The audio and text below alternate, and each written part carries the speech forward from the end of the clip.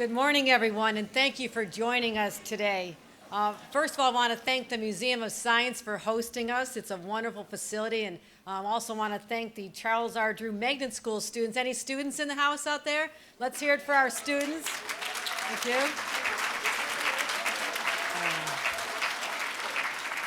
you. We are also joined by many of our elected officials who I'd like to recognize at this time. We have our Senator Tim Kennedy, Assemblywoman Crystal Peoples-Stokes,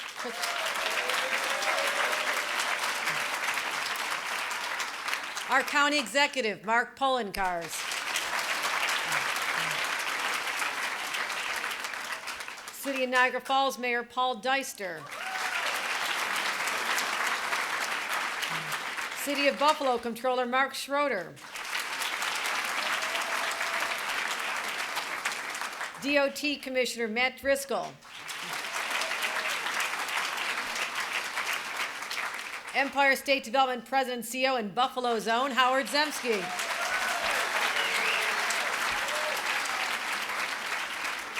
and President of the Buffalo Building and Construction Trades Council, Paul Brown.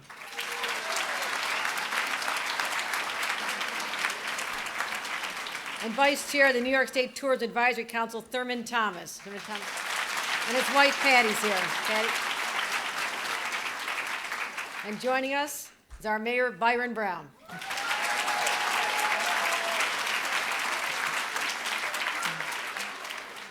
It is so great to have our governor back in Buffalo. First of all, I do recall that when the Buffalo Billion got underway, a lot of people said to me, well, we'll probably never see the governor again. He did his thing in Buffalo. He's got to do the rest of the state. Well, I can tell you he is here more often than ever, and we are so grateful to have him join us this morning. Governor Cuomo.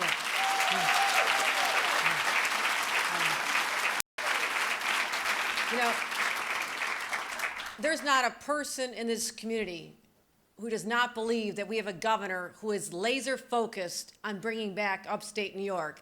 As a lifelong Buffalo native, I've seen it. I feel it, and you can touch it. There is an electricity in the air that no one could have dreamed possible a few years ago. The jobs are back. Literally yesterday, I walked into the Department of Labor offices and just said to them, how many jobs are unfilled today in Buffalo, New York? 2,000 jobs waiting for people today. And that includes 100 at Ford, 500 at Solar City, and many, many others. So that's the positive story that's going on because of our governor believing in us. The city's vibrant, the cranes are back, the construction's going on, there's people working in those industries in a way that we've not seen in decades. It's rebounding and coming back to new heights. And this year, it's more than just the people in the buildings. You also have to make sure you don't neglect your infrastructure. Whether it's underground, whether it's on the ground, you gotta make sure people can get to those jobs. So this year, as part of the budget, and you'll hear much more about this, we have $46 million coming from the CHIPS funding for local roads and bridges. How about $46 million, ladies and gentlemen? And the money for Western New York in this budget goes all over this region. $500,000 to Allegheny State Park for beach area improvements. Make sure you find your way down to Allegheny this summer. It's a great park. We have over $435,000 for the Red House Wetland Enhancement and Public Education Project. Be sure to check that out. And one of my personal favorites, we have $3.2 million going to the Niagara Falls State Park to continue the incredible revitalization of that park. Don't you just love going to Niagara Falls? And as you'll see from our speakers today, we are so committed to working with our local officials, but also our community leaders to bring back the neighborhoods, particularly right here in downtown Buffalo. It's a great day for Buffalo. It's a great day for upstate New York. And we have our governor, Andrew Cuomo, to thank. Let's bring him up right now with a great round of applause.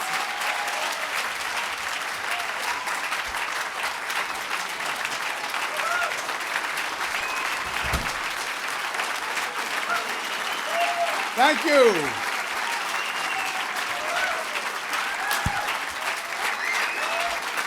Thank you. Thank you. Thank you. Well, it is my pleasure to be back in Buffalo. First of all, it's my pleasure to be back outside of Albany, to tell you the truth. But it's my pleasure to be back in Buffalo. The growth, the energy is just so positive.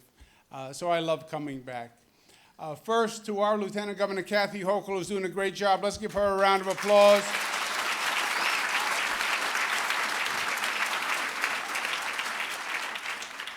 Next, you have a cohesion and an energy around your elected officials that is just growing stronger and stronger. You know, I remember the time when we didn't have perfect cohesion, let's call it, among our elected officials. We have gone 180 degrees, and they play together as a team, and they work together, and they forget about boundaries, and they forget about partisanship, and they're doing a great job.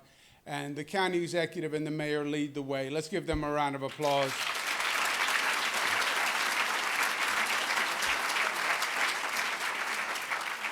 And the same for your Albany delegation. Senator Kennedy is here, and Crystal's here, and they have done a fantastic job. Sean Ryan, they've really done a great job. Let's give them a round of applause.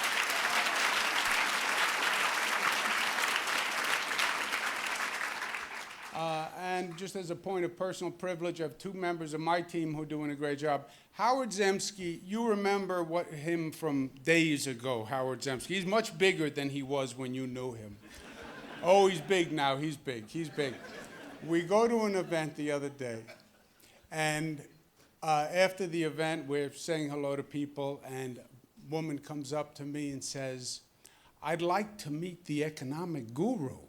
I said, "Oh, the economic guru, who might that be?" "Howard Zemsky," she said. I said, "I'm the governor, you don't want to meet me?" She said, no, I want to meet the economic guru.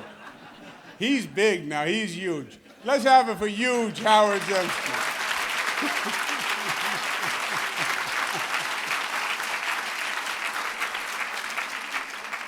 And our Commissioner of Transportation, former mayor of Syracuse, he thinks like a mayor, he works like a mayor because he gets things done, and he's doing it here in Buffalo, Commissioner Matt Driscoll.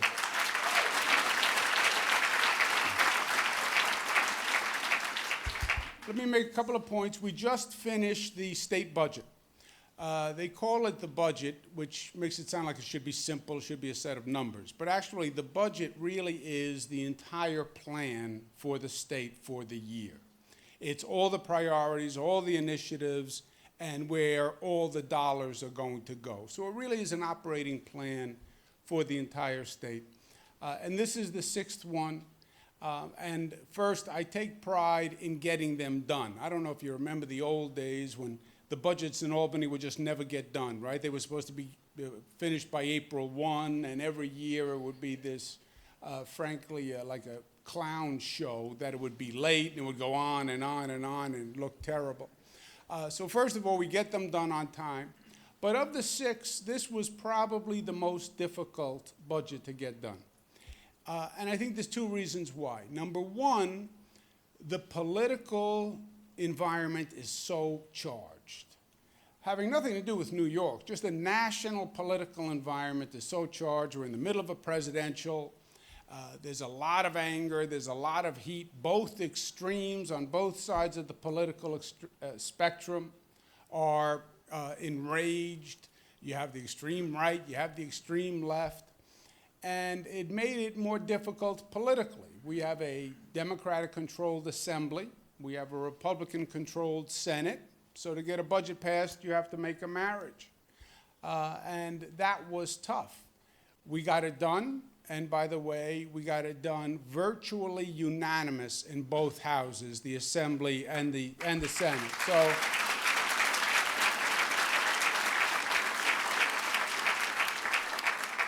And second, this was the most ambitious budget that we ever put forth. And an ambitious budget and a tough political environment combined. Most budgets have one or two big items in them. One or two initiatives that are going to really make a difference or that are controversial. This budget had maybe 4 or 5 really big deals in it.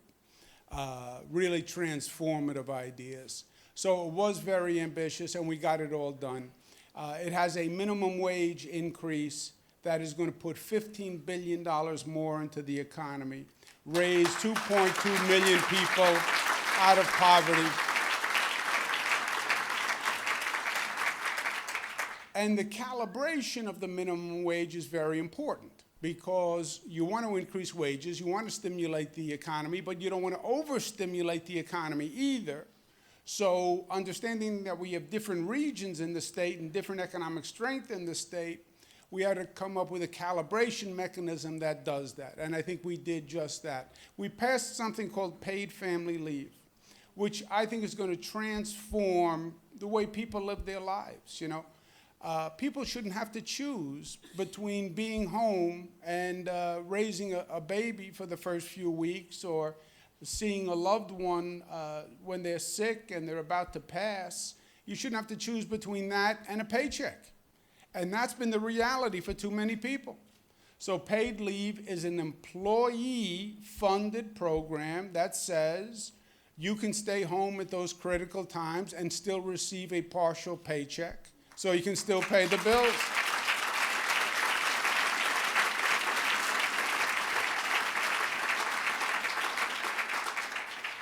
We have the highest level of education funding in the state's history. We increased it over $100 million to $2.2 billion, more money for education than ever before, and for the first time, really targeting the poorest schools in this state, which is where the funding should be going.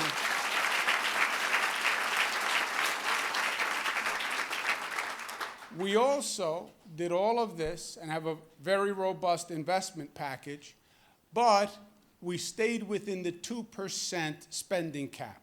2% spending cap, as soon as you say 2% spending cap, people get bored and they start to glaze over.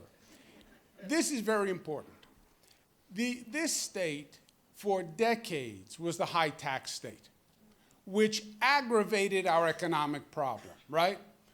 Buffalo, we're losing jobs, we're losing manufacturing because that's the way the economy moves. And then on top of it, we're in a state that's seen as the tax capital of the nation. And people are smart and people are mobile and they can move. And they did. They moved because the taxes were too high. Why are taxes so high? Because you spend too much money. That's it. There's no rocket science here. Why are you putting on weight? Because you eat too much. That's why you're putting on weight. That's all. It has nothing to do with the planets. It has nothing to do with your horoscope. You eat a lot. That's why you're putting on weight. That's it. Why do you keep increasing taxes? Because you spend a lot. That's why.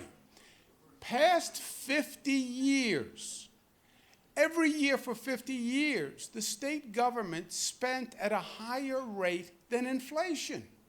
Just think about that. Every year for 50 years. You do that for 50 years, you're fat. That's what happens.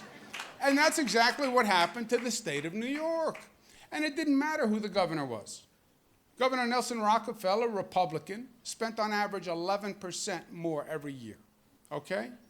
This is when inflation is at 4%, he spent 11% more every year. Hugh Carey comes after Nelson Rockefeller, he spends on average 7% more. My father comes, spends 6% more. George Pataki, Republican conservative, 5% more every year on average. Our spending has been under 2% every year for 6 years.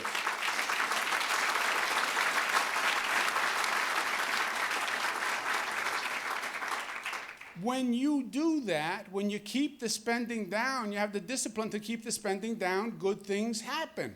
You intake less calories, you will lose weight. It will happen. Now, you have to have the discipline to stay at 1,500 calories a day. Don't pick up the cookie.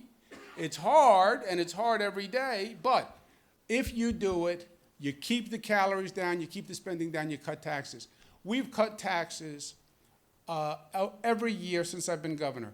6 years, every person and every business in this state pays a lower tax rate than the day I was elected.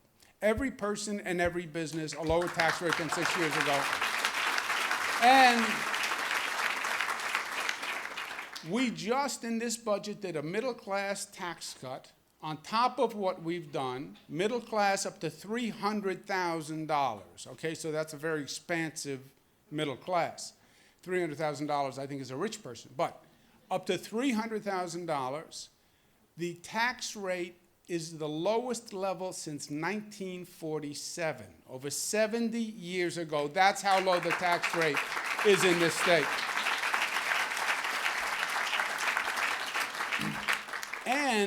And as part of this plan, we have the most robust investment in upstate New York in the history of the state of New York. Close to $30 billion in upstate New York. We have $27 billion for roads and bridges, $200 million to rebuild airports, $300 million to rebuild water and sewer. We have money to rebuild state parks in this budget. And again, focused on upstate New York. The lieutenant governor said it. We are focused on upstate New York like a laser. And one of the things I'm most proud of is I have spent more time and resources in upstate New York than any governor in the history of the state of New York, period.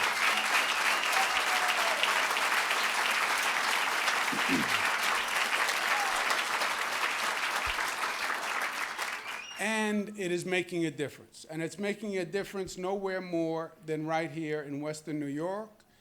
That Buffalo $1 billion worked. It worked because there was a lot of energy behind it, but it worked as an investment in the state. It was the first really big initiative that I started when I first took office. It was not the smartest thing I ever did politically.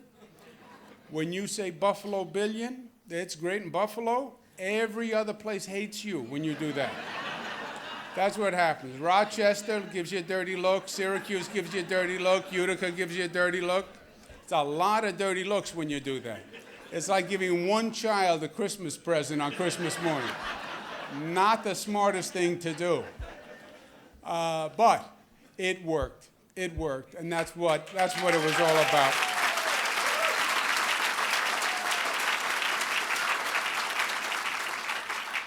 Now we want to take it to the next level, okay? Because the Buffalo billion focused on macroeconomics. The Buffalo billion said, how do we change the economic climate? How do we start to get businesses back? What's the industry of tomorrow? And let's get the jobs coming back. Let's change the arrows so people are moving back in.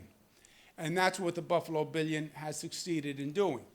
We now want to drive down and continue those efforts, frankly, on a more sophisticated level.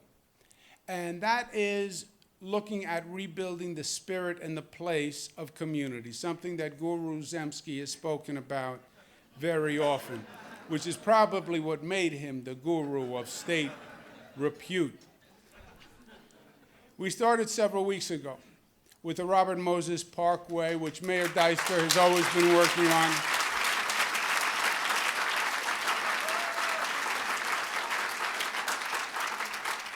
That was a long overdue, intelligent move, but with all the other issues that we had going on in Buffalo, we couldn't find the time to get to it. But now we did, and I'm very glad about it. Today we're doing 4 announcements that are in the budget. They're passed, they're done, that are much in the same way. First, the Kensington Expressway, which was very similar to what we were talking about with the Robert Moses Parkway. When you think of...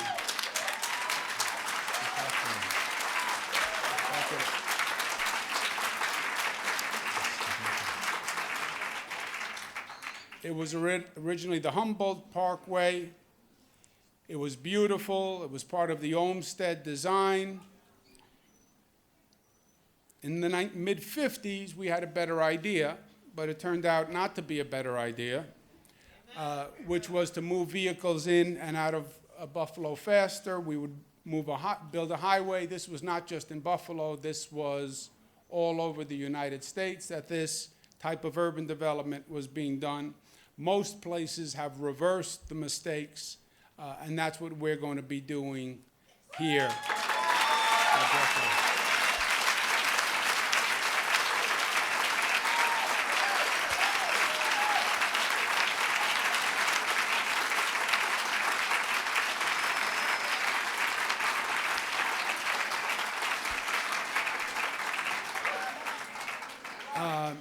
Your delegation was especially articulate in promoting this, and Crystal and Senator Kennedy and Sean Ryan had this up at the top of their list as a priority, and I'm glad that we're going to be able to spend $6 million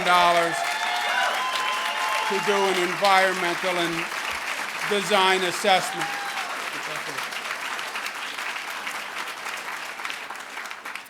Second is the Scottsdale Expressway.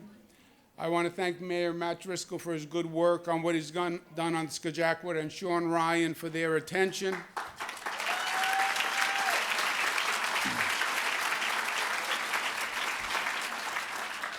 But the Scottsdale also divides a community and cuts an Olmsted Park. This is a picture of what it looked like in 1940 before the expressway, okay?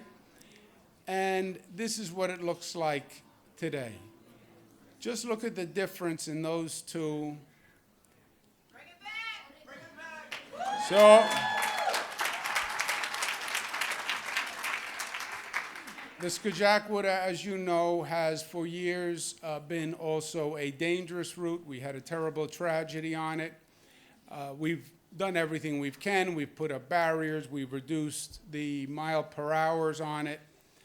We've changed signage, but frankly, it's still not enough. I think the community is right. They want a permanent fix for the Scottsdale. We have $30 million in this budget to begin reconstruction of a new Scottsdale Parkway.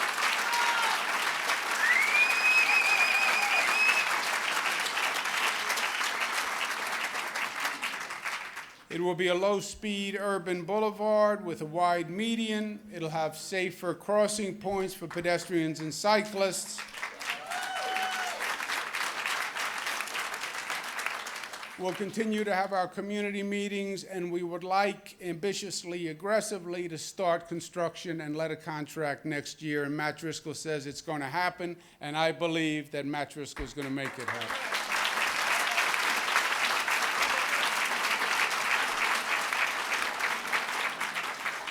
Three, restoring Main Street in Buffalo. The mayor has started this, and he's exactly right. It was maybe the right idea at the time, but it's not the right idea now.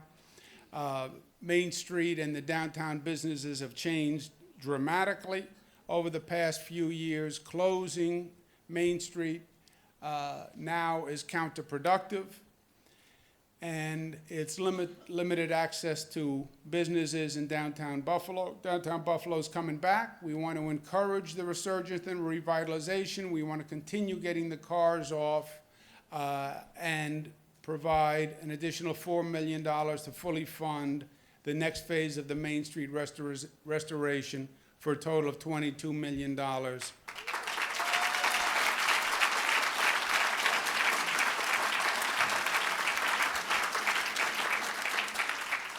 We will also renovate the NFTA station along Main Street and provide $50 million in subsidy to the NFTA to keep it running well.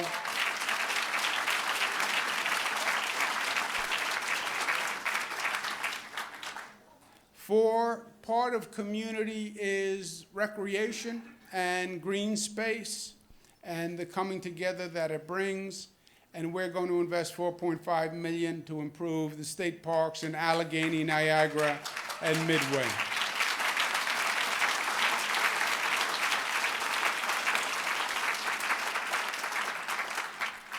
With those investments, Buffalo will really start to be restoring the very fabric.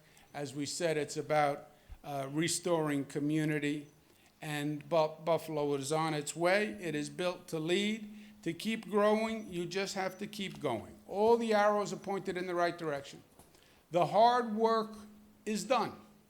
The hard work was overcoming the cynicism and the pessimism and the apathy of people in Western New York.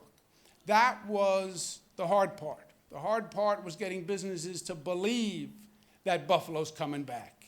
They now believe. The people believe. The energy is with you. The arrows are pointed in the right direction. The momentum is with you. Now you just have to keep going. You have to keep going. It's the lesson of Thurman Thomas. You just keep going, keep those legs pumping. And keep those legs pumping and make progress, and you're going to see Western New York better than it's ever been. Thank you, and God bless you.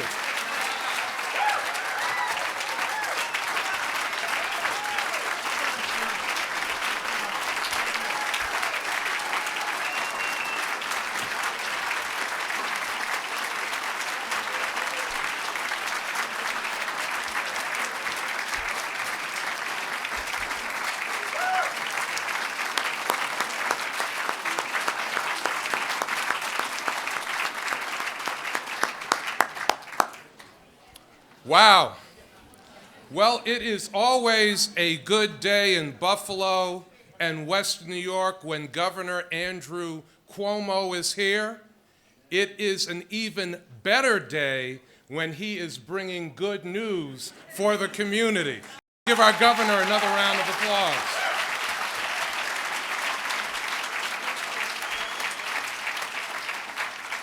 Clearly, there's a lot of good stuff in this budget to be very happy about.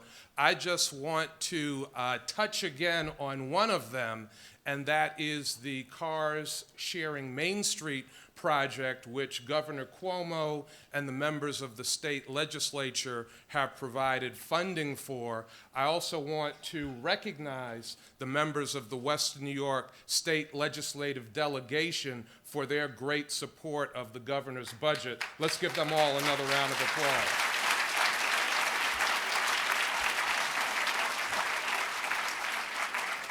We have been working on undoing a transportation problem in Buffalo for a very long period of time when the light rail rapid transit was installed on Main Street and essentially killed retail in downtown Buffalo. The project started under my predecessor, who is with us, former Mayor Anthony M. Masiello.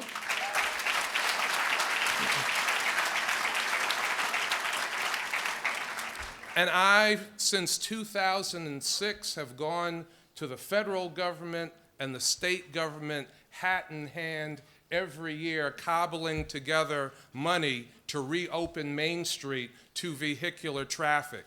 Since that time, we have been able to secure $53 million from the federal government, the state government, and city government for that project.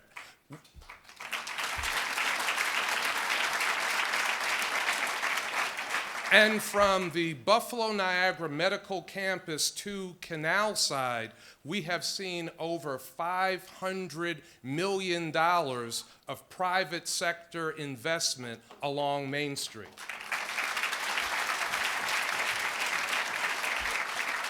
So with the support of our governor and the state legislature, we will see continued real estate development along Main Street and in downtown Buffalo. We will see more business investment and job creation for the residents of this city and this region. And certainly for that, as mayor, on behalf of the people of Buffalo, we are very thankful. It is now my great pleasure to introduce another phenomenal partner in state government. Now, the governor, in mentioning our Commissioner of Economic Development, Howard Zemsky, talked about how huge Commissioner Zemsky has become. Well, this next individual I'm going to introduce is huge as well. You have heard of Cher, Madonna, Hillary, those folks that need no last name introduction. And as you heard the governor introduce our assemblywoman, he just said Crystal. She got no last name introduction. It is my pleasure to introduce our phenomenal Assemblywoman Crystal Peoples-Stokes.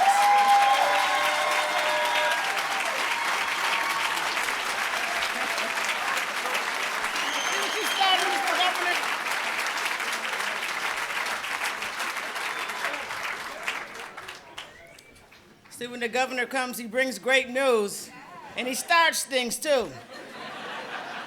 He's probably the one that started that rumor about Howard being a guru. Now he's got folks calling me just Crystal. Wait, but you know what? That's really all right with me, because that's what my parents named me, Crystal. Thank you, Mr. Governor. It is a really great pleasure for me to be here today in the 141st Assembly District, in the great Buffalo Science Museum, and it's a great place to be. I can't thank enough people for what has happened here today, but first and foremost, I want to thank God. And I also want to thank, absolutely. And I want to thank the citizens of this community, because they have been organizing around these issues, the citizens of the Hamlin Park neighborhood, to restore our community, and the Parkside community have been involved and engaged in bringing these things to fruition. So it just goes to show you what citizens can do when they pull themselves together. So I want to honor the citizens of the Parkside community, of the Hamlin Park community, and certainly of the Martin Luther King Park community.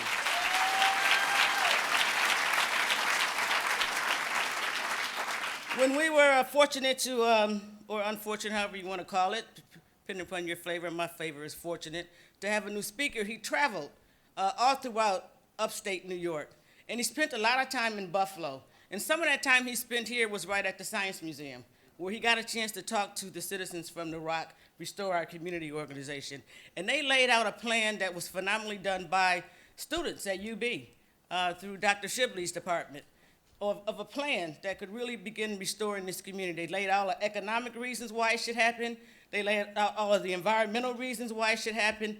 And the speaker remembered that. And he said to me, Crystal, you know, that group that we met with, we should make sure that we get that environmental impact study in the budget. And I said, well, thank you, Mr. Speaker, because that's my desire, too. I'd like to see that happen.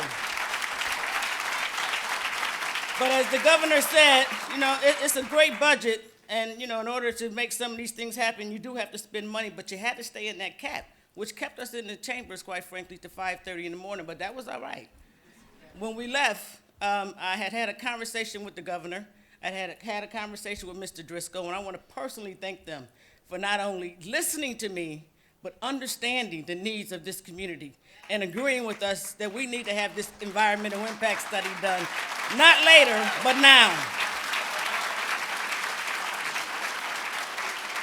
Now, surely we do have a ways to go with this project of restoring this community, but it's going to be worth the effort every step of the way. I also, at this point, want to acknowledge my good friend, and quite frankly, all of our good friends, Congressman Brian Higgins. No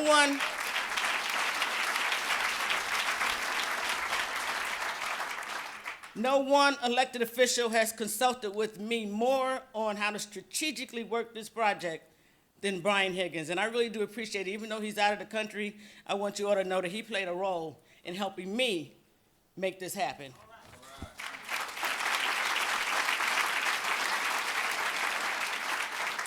So while we do have a lot of work left to do, we do have $6 million that are going to be used for the environmental impact study that will tell us exactly how and how much it will cost to restore our community. I can tell you that whatever that dollar amount is, it will be small in comparison to what it will restore when this community is restored.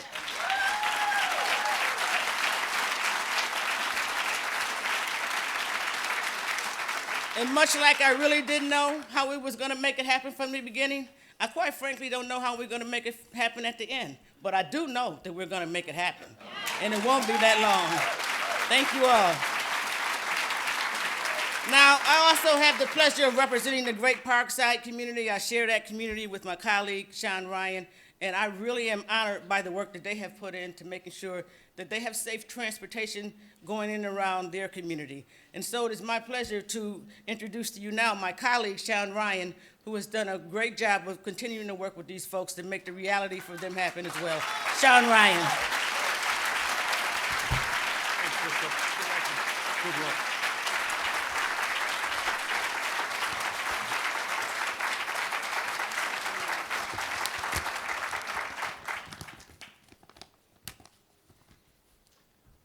Crystal Peoples, great work on knitting part of our city back together today.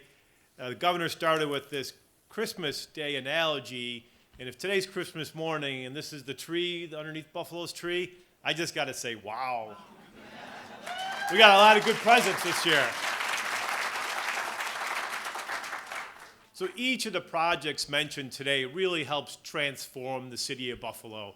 It is about knitting us back together.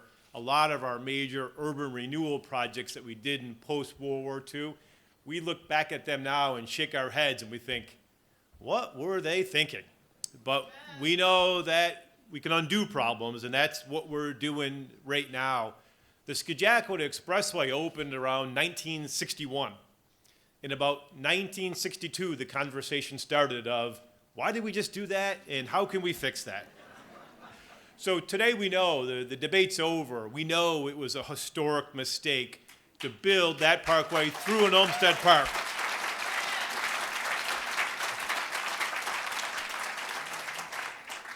For the past 20 years, we've been focusing our attention on how to return Delaware Park back to the original Olmsted vision and have a boulevard running through the park, not a high-speed, high-volume expressway.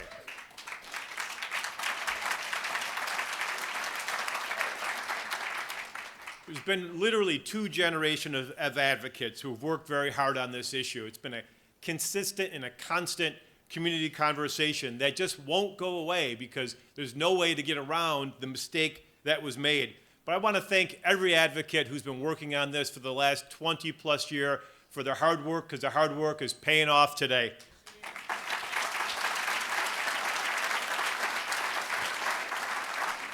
So after years of discussion, years of going back and forth, we finally have an answer. We have that answer because in our governor, we have strong and decisive leadership. Governor Cuomo is a problem solver, first and foremost. There have been problems been lingering in our community, in our state, for decades, and they all seem to be too big to tackle. You've heard all the reasons. They're too expensive. They're too complicated to fix. They just can't be fixed. Don't tell that to Governor Cuomo.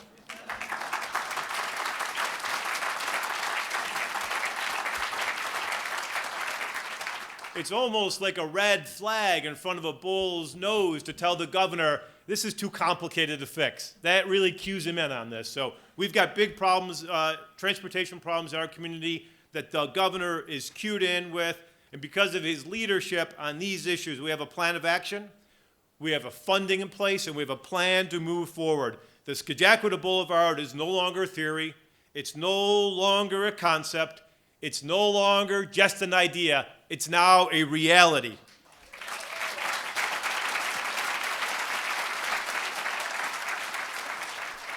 We will no longer have an expressway that divides Parkside from the Hamlin Park neighborhoods. We'll no longer have an expressway that divides the Albright Knox from the Science Museum.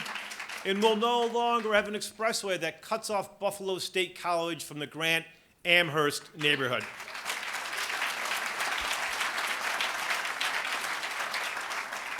With this governor, we know that transportation isn't just about getting from point A to point B. Transportation could define a community, but transformative decisions require a partnership, a real partnership and collaboration with local government and in the community. We've had this partnership with Governor Cuomo and DOT Commissioner Driscoll, and frankly, the conversations have been refreshing. After so many years of hard work, Buffalo will finally have a boulevard that fits the character of the city, reflects our history, and reflects the grandeur of our neighborhoods and our Olmsted Park. But we're only having all this because we have a great governor. And his commitment today is a real testament to the state's commitment to revitalizing the city of Buffalo and investing in a first-class 21st century infrastructure. We're preaching about the new Buffalo. We now have a new infrastructure to meet the needs of the new Buffalo.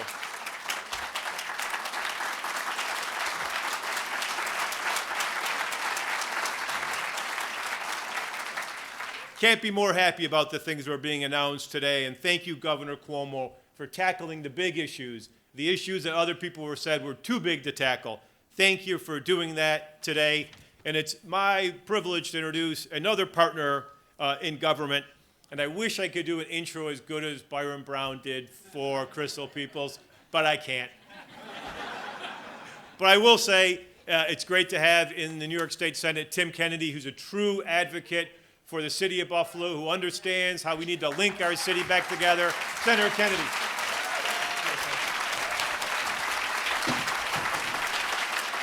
Good afternoon. Good afternoon. Thank you very much. Sean Ryan, I'll take it. Thank you very much. To all of my colleagues in government, from the state level to the local level, the county executive, the mayor, the assemblywoman, the assemblymen, of course, our great lieutenant governor representing Buffalo and Western New York down in Albany, and making sure that we're first and foremost on the governor's mind all the time. Governor Cuomo, thank you very much for coming back to Buffalo. Thank you for everything that you've done for our community. Isn't it great? Isn't it a great day in Buffalo, New York today? We even have Squirm and Thurman Thomas in the house. We got our Hall of Fame Buffalo Bills. We got our Hall of Fame governor. We're ready to go here. Well, I'll tell you what, it is really an exciting day. And you know what? There's so much to celebrate. And, when the governor comes to town, as has already been articulated by my colleagues, it's always a great day because we have that focus from the governor on our town. And to have all these tremendous announcements and all this money flowing into our community that we've desired for so long, and this focus from Albany that we've desired for so long, is just extraordinary. But I'll tell you, the governor has a true personal relationship with each and every one of us elected officials so that we can go to him on behalf of our community. We can let him know what we're being told from each and every one of you. We can let him know that we need to put money into reclaiming a beautiful Olmsted Parkway along the city of Buffalo. We need to let him know that the Skajakwita was a terrible mistake that needs to be rectified. And the governor listens. And this budget was a perfect demonstration of the governor listening to each and every one of us, but listening to our community, listening to the needs of the city of Buffalo, listening to the needs of Western New Yorkers. Governor Cuomo, we are tremendously indebted to you as a community. How about another round of applause for Governor Cuomo?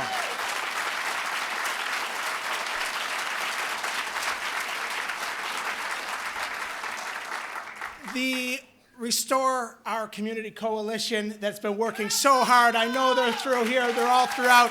They've been working so hard to bring the initiative of Humboldt Parkway to the forefront, and the Cars Sharing Main Street initiative that we know has already manifested in jobs being created, businesses being put back onto Main Street, and an extraordinary new economy in the heart of the city of Buffalo, in the heart of our region. It's something that we are all very, very proud of. It's something that we've been looking forward to, and the best is absolutely yet to come. So we know we have an incredible partner in Governor Cuomo, who's invested $1 billion into Buffalo and seeing this vision through to reality and putting pen to paper in this budget. We were able to begin making that commitment a reality. Thank you, each and every one of you, for being here today. Thank you again to all of my colleagues in government, and let's get going on all these tremendous projects, putting people to work and making Buffalo proud once again.